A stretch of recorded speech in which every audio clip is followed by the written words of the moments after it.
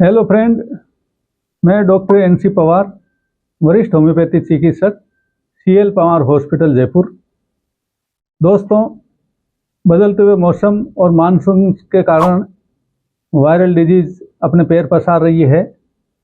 इसमें मुख्यतया cough and cold, खांसी और जुकाम बहुत ज़्यादा हो रहा है। साथ ही होम्योपैथी चिकित्सा पद्धति के अंदर खांसी और जुकाम का बहुत ही कारगर और सटीक इलाज है।